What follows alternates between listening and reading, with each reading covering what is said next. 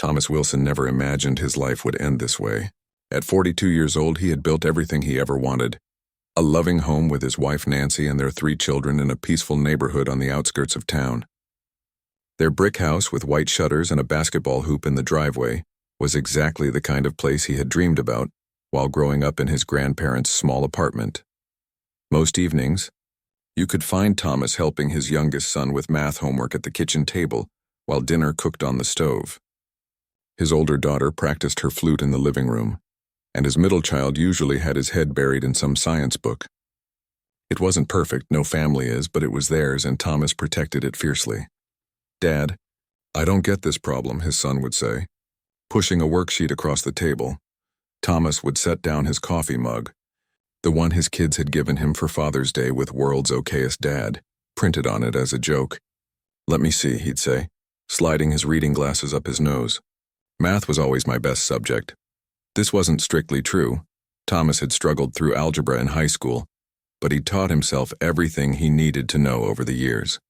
That was the kind of man he was. Determined, practical, always learning. As an electrical engineer at the local manufacturing plant, Thomas earned enough to keep his family comfortable. Not wealthy, but they never went without. He'd worked at the same company for 15 years. Turning down opportunities that might have paid more but would have required moving his family. Stability mattered more to him than ambition. "You could be running your own firm by now," his coworker Pete often told him during lunch breaks. Thomas would just shrug and smile. "And miss Abby's recitals or Ben's baseball games. Not worth it." His wife Nancy understood him better than anyone. They had met in their final year of high school when she tutored him in English literature. Thomas couldn't tell a metaphor from a simile back then, but he knew right away that Nancy was special. Her quiet confidence and sharp mind drew him in, and nearly 20 years later, he still found himself pausing sometimes just to watch her read a book or, "Water the plants on their back porch, you're staring again?" she'd say without looking. "Up, just admiring the view," he'd reply, making her roll her eyes even as she smiled. Their neighborhood had always felt safe. That was why they chose it. Good schools, quiet streets, neighbors who looked out for one another. But things had been changing recently. 3 houses had been broken into over the past month. Nothing violent, thankfully, but electronics, jewelry, and cash had disappeared while families slept upstairs. The changes started small. Thomas began double-checking the locks before bed. Then he installed a motion sensor light over the garage. When that didn't ease his worry, he set up a simple security system. Nothing fancy, just door sensors and a control panel by the front entrance. Nancy thought he might be overreacting, but she didn't object. She knew how seriously he took his role as protector. "Better safe than sorry," Thomas said as he tested the new alarm. The sharp beeping made their dog Rusty bark from his bed in the corner of the living room. I know," Thomas told the aging golden retriever. "It's annoying, but it might keep the bad guys away." Rusty wagged his tail, always happy to be included in conversation. Thomas wasn't the type to panic easily. He approached problems methodically, weighing options and considering consequences. So when he decided to purchase a firearm, it wasn't an impulsive decision. He researched for weeks, took a safety course, practiced at the local range, and installed a fingerprint-locked safe in their bedroom closet. The gun was a last resort, he explained to Nancy, something he hoped they'd never need. "I just want to be prepared," he said. With everything happening in the neighborhood, Nancy nodded, though her eyes showed concern. "Just keep it secure from the kids. Always," he promised. Safety came first, another rule he lived by. Their next-door neighbor, Mr. Chen, had noticed Thomas's growing security measures and stopped by one evening while Thomas was fixing the porch swing. "Turning your house into Fort Knox?" Mr. Chen asked, offering Thomas a cold drink from the cooler he'd brought over. Thomas laughed, wiping sweat from his forehead. "Not quite. Just being careful." Mr. Chen nodded thoughtfully.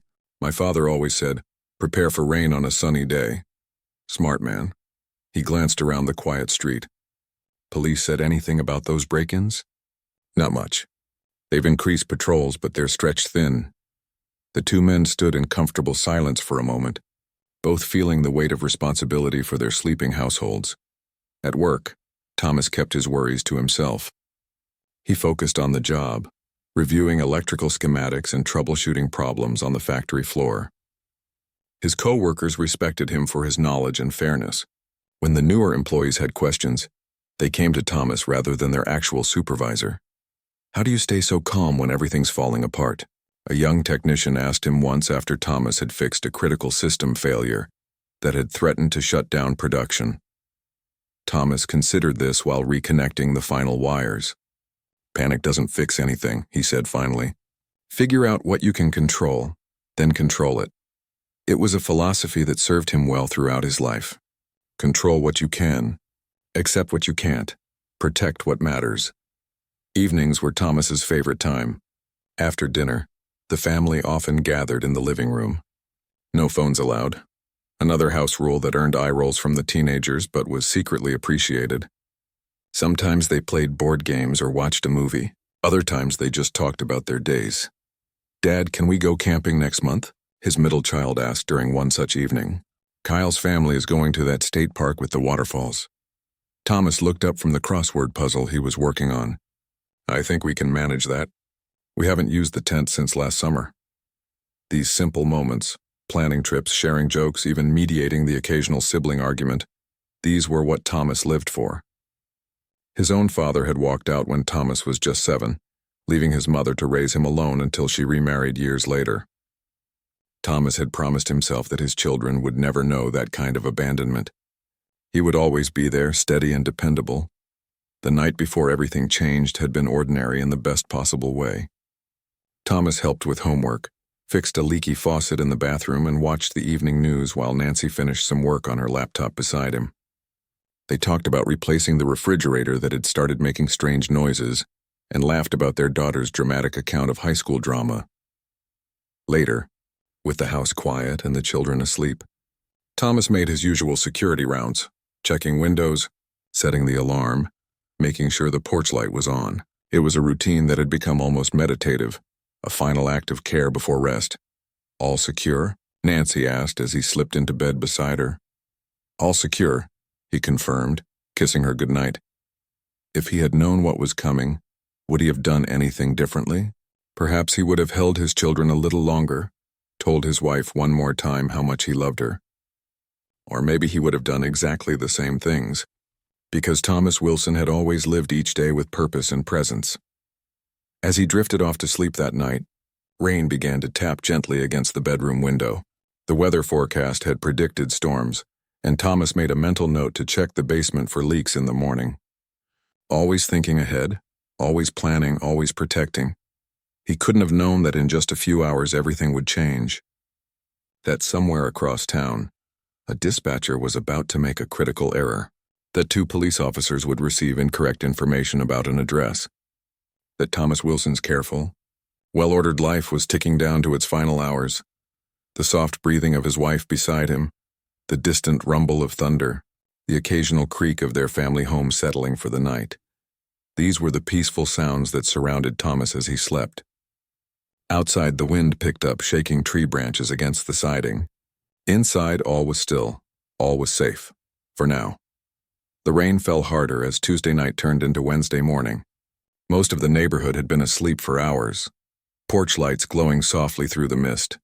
On Oakwood Avenue, the Wilson home stood quiet, with only the kitchen nightlight casting a faint yellow glow across the tile floor. It was just past 1 in the morning when Thomas stirred in his sleep. Something had pulled him from a dream about fishing with his father, a dream that always left him feeling oddly peaceful, despite the complicated relationship they'd had in real life. At first, he thought it might have been the thunder that woke him, but as he lay still listening, he realized it was something else, a scratching sound. Then a faint metallic click. Thomas lay perfectly still, his heart suddenly pounding. Nancy slept soundly beside him, her breathing deep and even. For a moment, he wondered if he'd imagined the noise. Maybe it was just the old maple tree branches scraping against the gutter again. But then he heard it once more, this time clearly the sound of something at their side door, the one leading from the driveway into the mudroom. Careful not to wake Nancy, Thomas slipped out of bed. The hardwood floor felt cold against his bare feet as he moved silently to the bedroom closet. With practiced movements, he opened the small safe hidden behind his winter coats and removed his handgun. He'd never had to use it before, and even now he hoped it would only serve as a deterrent if needed. Please just be the wind, he whispered to himself as he moved into the hallway. The house was different at night. Familiar shapes transformed into shadowy outlines, everyday objects becoming mysterious in the darkness. Thomas paused at his children's bedrooms, glancing in to see them sleeping peacefully. His oldest daughter had fallen asleep with headphones on again. His son had kicked off all his blankets as usual. His youngest was curled up with the stuffed penguin she'd had since she was 3. Each sight strengthened his resolve. They were what mattered, what he would protect at all costs. The stairs creaked slightly as Thomas made his way down, moving slowly, keeping close to the wall where the wood was less likely to make noise. The scratching sound had stopped, but now he could hear low voices outside. More than one person. His mind raced through possibilities. Could it be those same burglars who had hit the other houses? Or teenagers looking for an easy target? Thomas reached the bottom of the stairs and hesitated. The security system should have gone off if any door or window had been opened. He'd set it himself before going to bed, just as he did every night. Had he made a mistake? No, he was certain he'd activated it, which meant whoever was outside hadn't made it in. Yet. The kitchen clock read 1:08 a.m. Thomas considered his options. He could call the police and wait. That would be the sensible thing to do. But what if the intruders got in before help arrived? With the recent budget cuts, police response times had gotten longer, especially for their neighborhood on the edge of town.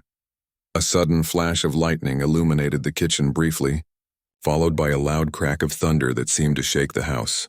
In that brief moment of light, Thomas saw movement through the small decorative window in the side door.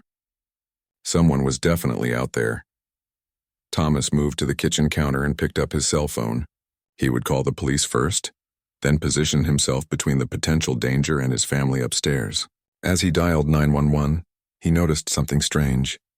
The security system panel by the front door was dark. It should have been showing a small red light to indicate it was armed. Before Thomas could process what this meant, there was a much louder noise, not thunder this time, but the unmistakable sound of someone forcing the side door open. The wood splintered around the lock with a sharp crack that seemed to echo through the quiet house. Thomas dropped the phone, his call to 911 never completed. He raised his gun, pointing it toward the door, and called out in the steadiest voice he could manage. "I'm armed. The police are on their way. Leave now." For a moment there was silence. Then a beam of light cut through the darkness, momentarily blinding Thomas. He stepped back, trying to shield his eyes with one hand while keeping his gun raised with the other. "Police? Drop your weapon!" a voice shouted. Thomas blinked in confusion. Police, but he hadn't even completed the call. And why would they break down the door without announcing themselves first? "I said drop your weapon." The voice came again, more urgent this time. "Wait!" Thomas called back, squinting against the light. "There's some mistake. This is my house. I'm Thomas Wilson. I live here with my family." But the light was disorienting and Thomas couldn't see who was behind it. He took another step back, bumping into the kitchen table. His elbow knocked over a glass that had been left out, sending it crashing to the floor. What happened next seemed to unfold in slow motion, though it was only seconds. The breaking glass, the sudden movement of shadows behind the light, Thomas raising his hands to show he wasn't a threat, forgetting for a crucial moment that he still held his gun.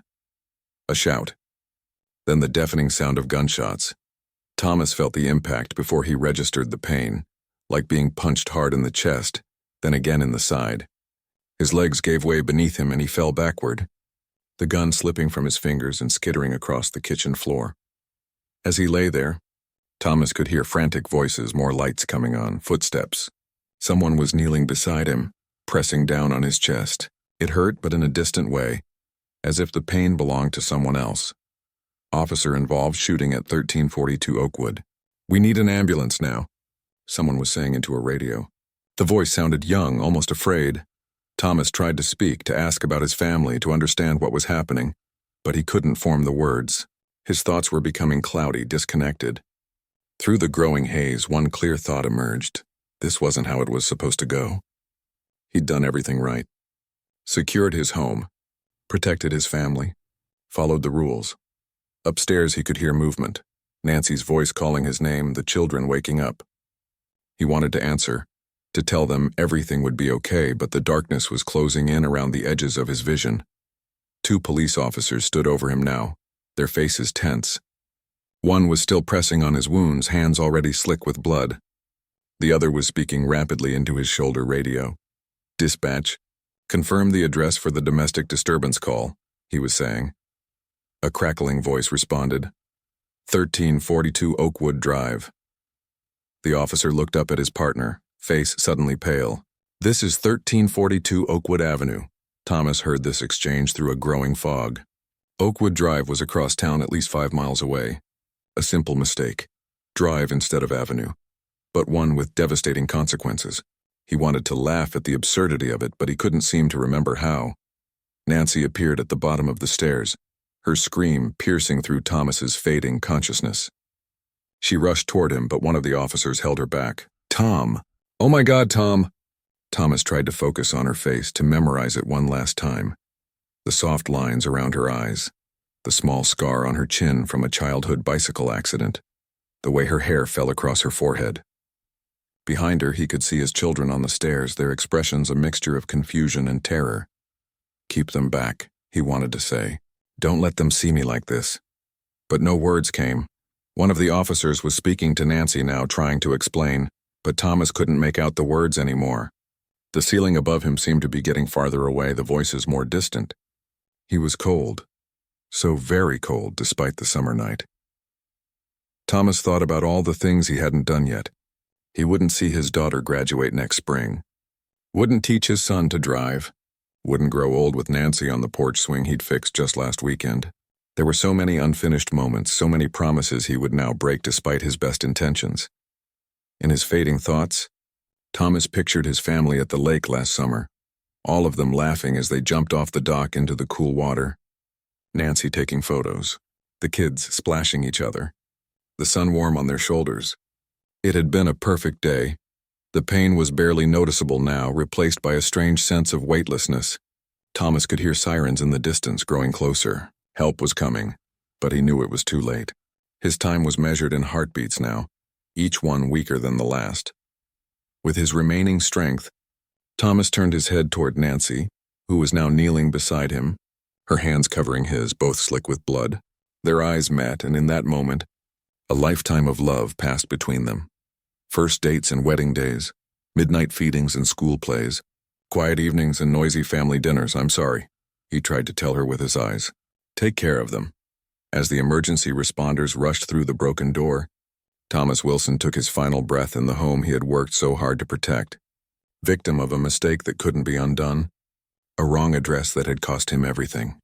Outside, the storm began to ease, the rain softening to a gentle patter against the roof. Inside, nothing would ever be the same again. Officer Ray Daniels had been on the force for just under 3 years. His partner, Officer Luis Martinez, had 8 years of experience. Neither of them had ever fired their weapons outside of the training range before tonight. Now, as they stood in the kitchen of 1342 Oakwood Avenue, the reality of what had just happened was crashing down on them both. "I didn't. He had a gun," Daniels was saying, his voice barely audible over the commotion that now filled the once quiet house. His hands were shaking as he holstered his weapon. At 26, he was the youngest officer in his precinct, still eager to prove himself. Now he couldn't stop staring at the blood on his uniform. Martinez was on the radio, calling for additional units and medical support, his voice tight with controlled panic. "Officer involved shooting, civilian down. Need immediate medical assistance." His words were clipped. Professional. But his eyes kept darting to the man on the floor, to the woman kneeling beside him, to the children huddled on the stairs. The call had come in at 12:47 a.m., a neighbor reporting shouting and possible domestic violence at 1342 Oakwood Drive. High priority. Possible danger to a woman and children. Daniels and Martinez had been just 2 blocks away when the call came through, finishing their coffee during a quiet night shift. "Let's roll," Martinez had said, already heading for their patrol car, leaving his coffee half finished on the counter of the all-night diner. They had discussed tactics on the way. Approach quietly. No lights or sirens that might escalate the situation or give the suspect time to prepare. Standard procedure for domestic calls, which were always unpredictable and potentially volatile. What they hadn't done was double-check the address. The dispatcher, Elena Rodriguez, had been working a double shift. Her regular replacement had called in sick, and she was now 14 hours into what should have been an 8-hour workday. She'd taken the call from the concerned neighbor, typed in the address, and sent the officers on their way. Only she'd typed drive instead of avenue, an easy mistake to make when you're exhausted. When the streets in this town often had confusingly similar names. Back at the station, Elena was now looking at her computer screen in horror as the situation unfolded through the crackling radio transmissions. Her supervisor stood behind her, his face grim as he realized what had happened. "It's the wrong address," Elena whispered, her hand covering her mouth. "Oh God, I sent them to the wrong house." Meanwhile, the Wilson home had transformed from a peaceful family dwelling into a chaotic crime scene in the span of minutes.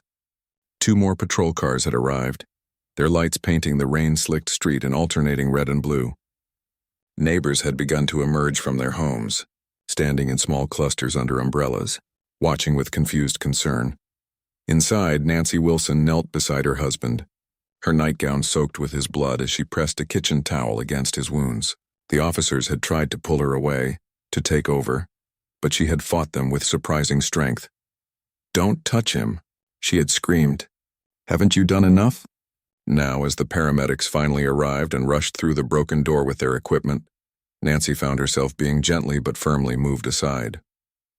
She watched, numb with shock, as they worked on Thomas, cutting away his t-shirt, attaching monitors, inserting IVs, their movements quick and practiced. "BP's dropping. We're losing him," one of them said, reaching for more equipment. Nancy felt a hand on her shoulder and turned to see an older officer, not one of the 2 who had shot her husband, looking at her with genuine compassion. "Ma'am, I need to get your children somewhere else," he said quietly. "They shouldn't see this." Nancy looked back at the stairs where her 3 children stood frozen in horror. Her oldest daughter had her arms around the younger 2, trying to shield them from the sight of their father on the kitchen floor, surrounded by strangers working frantically to save his life. "Yes," Nancy managed to say, though her voice didn't sound like her own. "Take them to Mrs. Patterson next door, number 1344. The officer nodded and moved toward the stairs, speaking softly to the children, guiding them toward the front door, away from the nightmare unfolding in their kitchen. Outside, more vehicles were arriving, a supervisor's car, an ambulance, and finally the coroner's van. The rain had stopped, but the night air felt heavy with moisture and unspoken dread. Captain Frank Reynolds stepped out of his unmarked car and surveyed the scene. After 27 years on the force, he thought he had seen everything. But the call he'd received tonight had chilled him to the bone. Officers responding to a domestic disturbance had shot a homeowner at the wrong address. It was the kind of mistake that ended careers, destroyed lives, and eroded public trust in law enforcement. Reynolds walked up the driveway, nodding to the officers who stood guard at the perimeter of the scene. Through the open door, he could see the paramedics working, could hear their increasingly urgent commands. He spotted Officer Martinez standing by the wall, his face ashen, and Officer Daniels sitting at the kitchen table, head in his hands. "What happened?" Reynolds asked Martinez, his voice low. Martinez looked up, his eyes haunted. "We got the call, domestic disturbance, potentially violent. Came in quiet, no lights. Side door was unlocked. We announced ourselves, entered, and..." He swallowed hard. "There was a man with a gun. Daniel shouted for him to drop it. He didn't. We fired." Reynolds processed this information, his experienced mind already seeing the gaps, the questions that would need answering. "And the domestic disturbance?" "That's just it, sir. There wasn't one. Wrong address. Dispatch sent us to Oakwood Avenue instead of Oakwood Drive." Reynolds closed his eyes briefly. "And the man with the gun? Homeowner. Seems he heard us trying to enter and came to investigate. Had the gun for protection." Before Reynolds could respond, there was a commotion from the kitchen. The paramedics were stepping back from Thomas Wilson's body, their expressions saying what words would soon confirm. "Time of death 1:32 a.m., one of them said, looking at his watch. Nancy's wail cut through the night like physical pain. She collapsed beside her husband's body, all strength suddenly gone from her limbs. One of the female officers moved quickly to her side, putting an arm around her shoulders, speaking words that couldn't possibly offer comfort. Reynolds watched the scene unfold with a heavy heart. In his nearly 3 decades of service, he had seen death before. Suspects shot while committing violent crimes. officers fallen in the line of duty, victims of senseless violence.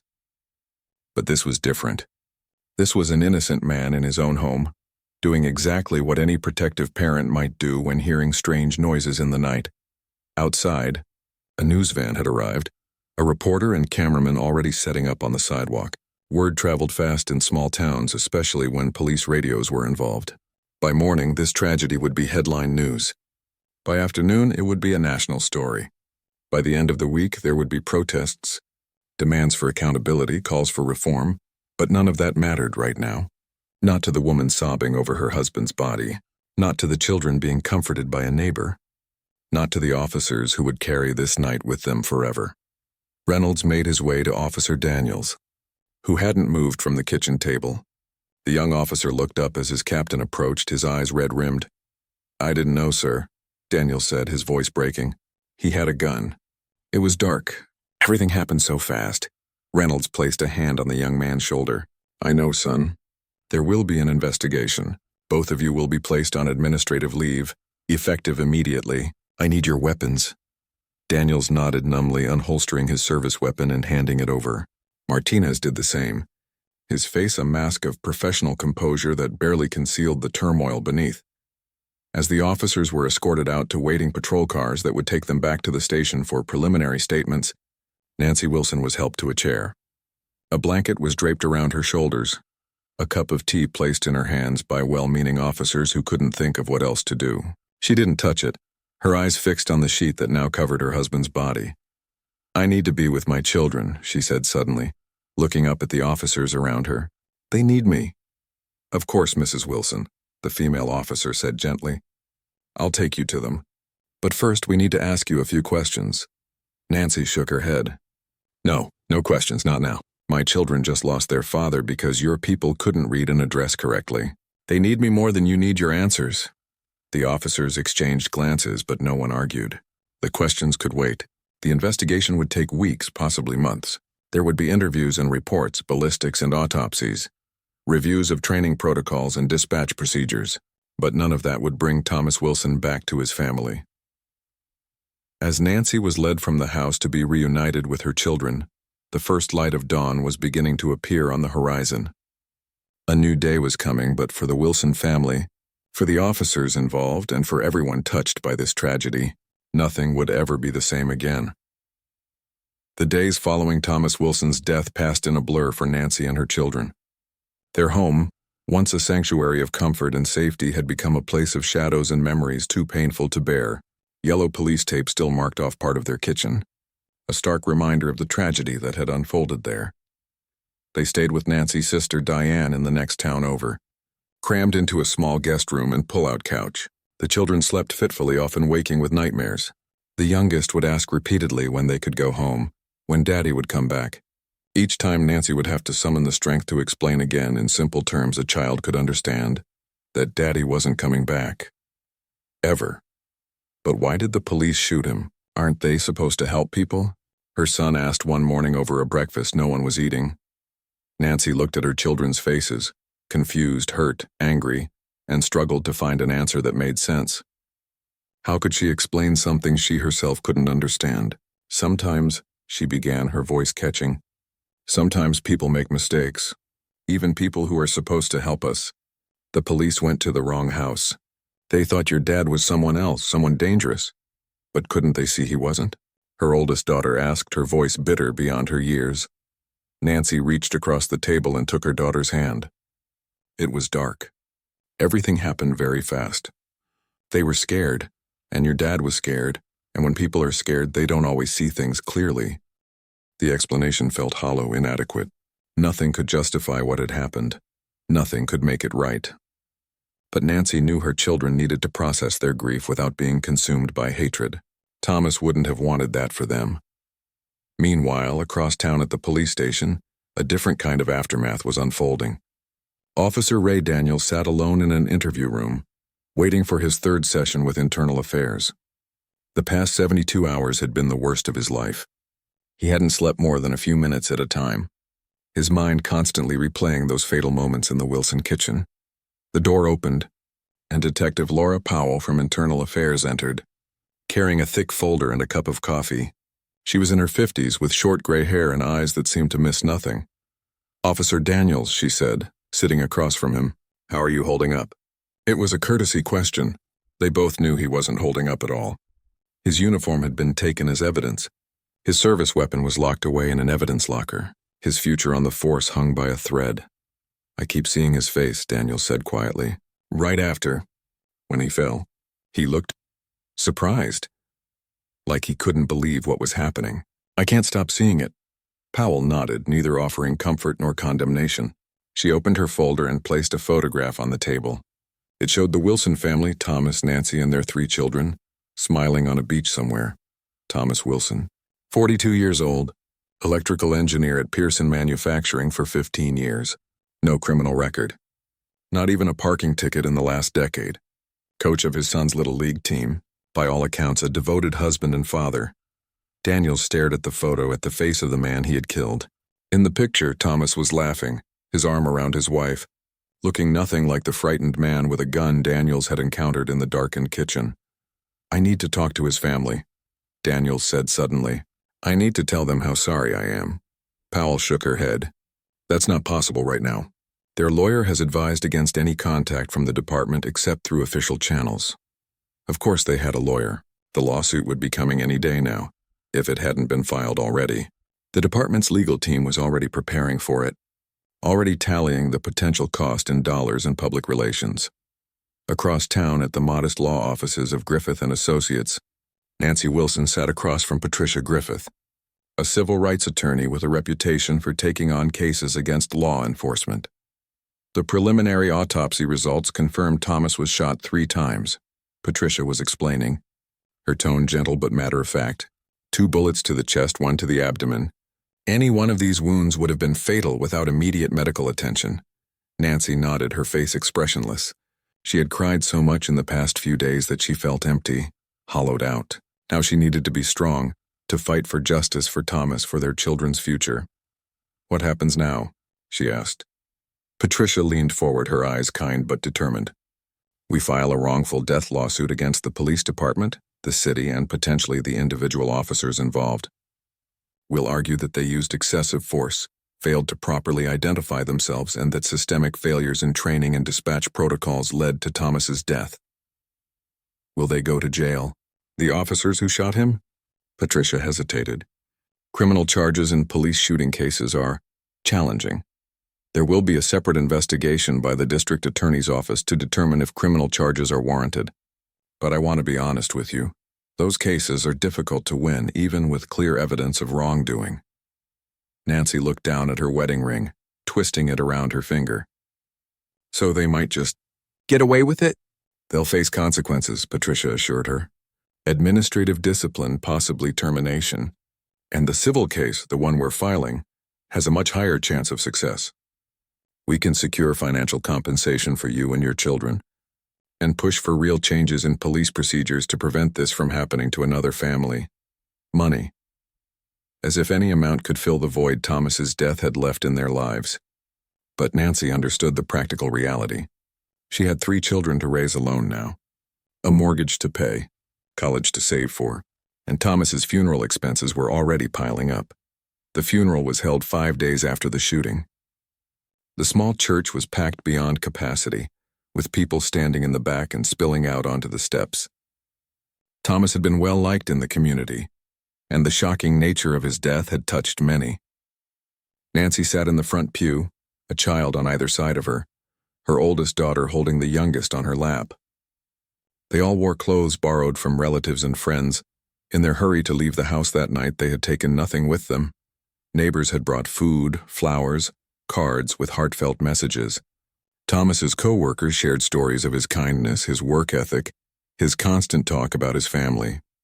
His old college roommate recalled his terrible cooking skills and his unfailing generosity. Nancy's sister read a poem that left not a dry eye in the church. What no one mentioned, at least not directly, was how Thomas had died. The elephant in the room grew larger when a group of uniformed police officers entered quietly and took seats in the back. Not Daniels or Martinez. They had been advised to stay away. But representatives from the department, there to pay respects and perhaps to show some kind of solidarity or remorse. Nancy noticed them but said nothing. Today wasn't about anger or blame or justice. Today was about saying goodbye to the love of her life, the father of her children, the center of their world.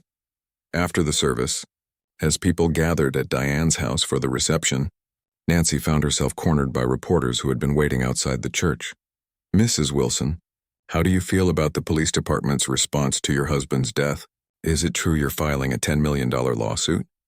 Do you think the officers should face criminal charges?"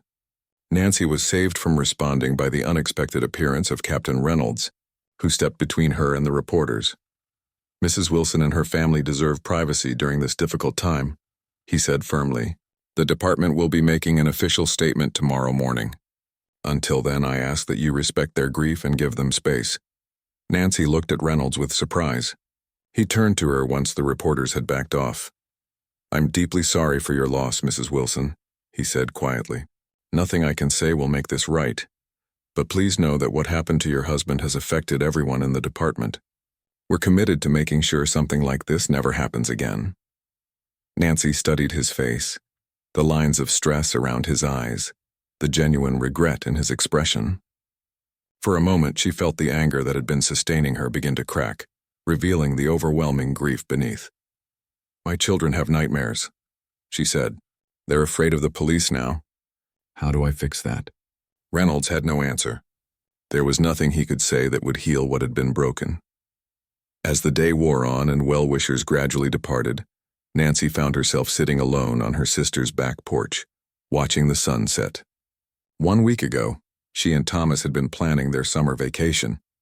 Now she was a widow at 39, a single mother to 3 traumatized children, the unwilling face of a tragedy that was already sparking protests and debates about police training and accountability. The sound of the door opening behind her broke her reverie. Her oldest daughter stepped out onto the porch holding 2 cups of tea.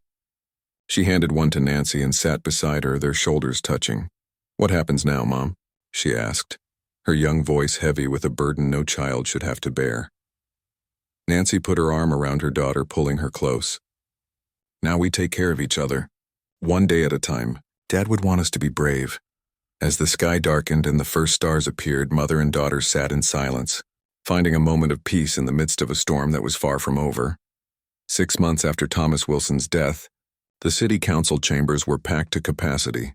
People stood along the walls, spilled out into the hallway, and gathered outside where speakers had been set up to broadcast the proceedings. At the front of the room, facing the council members, sat Nancy Wilson. Gone was the shell-shocked widow of the funeral. In her place was a woman transformed by grief and purpose. Her hair was pulled back in a neat ponytail, her simple black dress professional and understated. When she spoke, her voice was clear and unwavering. "My husband died because of a mistake that never should have happened," she told the silent room. "A wrong address, a failure to properly identify officers, a shoot-first mentality. And while nothing will bring Thomas back to me and our children, you have the power today to ensure that no other family has to endure what we've been through." The council was voting on what had come to be known as the Wilson Protocol, a comprehensive overhaul of police procedures regarding address verification, no-knock entries, and use of force. It had been Nancy's mission for the past half year, the purpose that had pulled her from the depths of grief and given her something to fight for. In the months following Thomas's death, much had changed. The lawsuit against the city and police department had been settled for $4.2 million, a record amount for the small city, and an acknowledgement, if not an admission, of wrongdoing. The money had been placed in trusts for the children's education and future needs, with a portion set aside to maintain the family home that Nancy couldn't bear to sell, despite the painful memories it held. Officer Ray Daniels had resigned from the force, unable to continue in law enforcement after what had happened. His partner, Luis Martinez, had been reassigned to desk duty while undergoing additional training. Both men had been cleared of criminal charges by the district attorney's office, a decision that had sparked protests and renewed calls for police accountability. Elena Rodriguez, the dispatcher who had entered the wrong address, had also resigned, crushed by guilt despite the department's acknowledgement that systemic failures, not just her mistake, had led to the tragedy. The dispatch center had since implemented a mandatory address verification protocol. requiring dispatchers to repeat back addresses to callers and get confirmation before sending officers. Captain Reynolds had become an unexpected ally in Nancy's quest for reform. Nearing retirement, he had decided that his legacy would not be a cover-up or defense of the indefensible, but rather meaningful change that might prevent future tragedies. The Wilson Protocol is not anti-police, he testified before the council that day. It's pro-safety, for civilians and officers alike. Clear procedures, proper training, and accountability save lives on both sides of the badge. As the council prepared to vote, Nancy looked around the room. Her sister Diane sat nearby, ready to offer support. Patricia Griffith, her attorney who had become a friend, gave her an encouraging nod. In the back of the room stood several officers in uniform, their expressions unreadable. Nancy's children were not present. They were at school, trying, with the help of counseling, to rebuild some sense of normalcy in their lives. The oldest had become withdrawn, throwing herself into studies and barely speaking about her father. The middle child had developed anxiety, needing to know where Nancy was at all times. The youngest still asked about Daddy coming home, though less frequently now. Home had become a complicated concept. They had moved back into their house after extensive renovations that erased the physical reminders of that night. New flooring in the kitchen, a different layout, repainted walls. But the memories remained, hiding in corners and shadows. Some nights Nancy still couldn't sleep there, taking the children to Diane's instead. The council's vote was unanimous, 7 in favor, none opposed. The Wilson Protocol would be implemented immediately, with training to begin within 30 days. Nancy accepted congratulations and thanks from supporters, posed for pictures with council members, and gave brief comments to the waiting press. "This won't bring my husband back," she told the cameras, "but it might save someone else's. That's what Thomas would have wanted." Later that evening, as Nancy drove home alone, the emotional high of the victory began to fade, replaced by the familiar ache of loss that never really went away. She pulled into the driveway of the house she and Thomas had chosen together, now modified with new security lights and a state-of-the-art alarm system. The basketball hoop still hung above the garage. None of the children had touched a basketball since Thomas died. Inside, the babysitter, a kind neighbor who often helped out, reported that the children were already asleep. Nancy paid her and saw her out, then walked through the quiet house checking on each child. They looked peaceful in sleep, temporarily free from the grief that had aged them beyond their years. Nancy tucked blankets more securely, brushed hair from foreheads, whispered words of love. In the master bedroom, she changed into pajamas and sat on the edge of the bed, looking at the framed photo on her nightstand, Thomas holding their youngest on his shoulders at the zoo, both laughing in the sunlight of a day that felt like it belonged to another lifetime. "We did it. Tom," she whispered to the empty room. "It's a start anyway." The next morning brought an unexpected visitor. Nancy was helping the children get ready for school when the doorbell rang. Through the security camera she'd had installed, she saw Officer Daniels, former Officer Daniels now, standing on her porch. Nancy hesitated, her heart suddenly racing. She had not seen him since that night, had deliberately avoided any contact during the legal proceedings. What could he possibly want now? "Stay here," she told the children and went to answer the door. Daniels looked different out of uniform, smaller somehow, more vulnerable in jeans and a simple button-down shirt. His face had aged years and months, new lines etched around his eyes and mouth. "Mrs. Wilson," he said, his voice catching slightly. "I know I shouldn't be here. Your lawyer would probably tell you not to talk to me, but I saw the news about the protocol and I needed to tell you in person how sorry I am." Nancy stood in the doorway, neither inviting him in nor sending him away.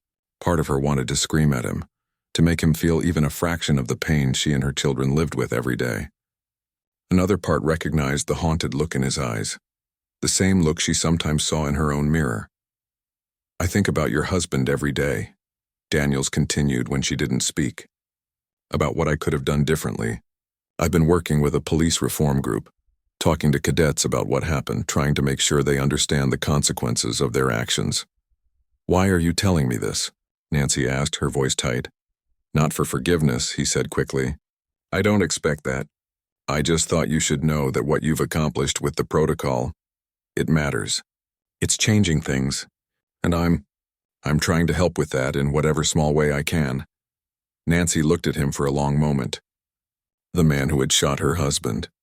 The man who had destroyed her family's life with a split-second decision. The man who now stood before her broken in his own way. "My children are inside," she said finally. "I need to get them to school." Daniels nodded, taking a step back. "Of course, I'm sorry to have bothered you. I just wanted to say—" He paused, seeming to struggle for words. "What happened that night? It wasn't your husband's fault. It wasn't your fault. And I have to live with my part in it for the rest of my life." As he turned to leave, Nancy found herself speaking again. "Mr. Daniels." He stopped, looking back at her. "The elementary school is hosting a forum next month about helping children understand what police officers do, about safety and community. They asked me to speak, Perhaps you could come too. Show the children that officers are just people who make mistakes sometimes." It wasn't forgiveness. Nancy wasn't sure if she would ever be capable of that. But it was something. A recognition of shared humanity. A tiny step toward healing, not just for her family, but for the community that had been shaken by Thomas's death. Daniels looked stunned, then grateful. "I'd be honored," he said quietly. After he left, Nancy stood for a moment on the porch looking out at the neighborhood where they had felt so safe once. The morning was bright and clear. Neighbors walking dogs or leaving for work. Children waiting for school buses.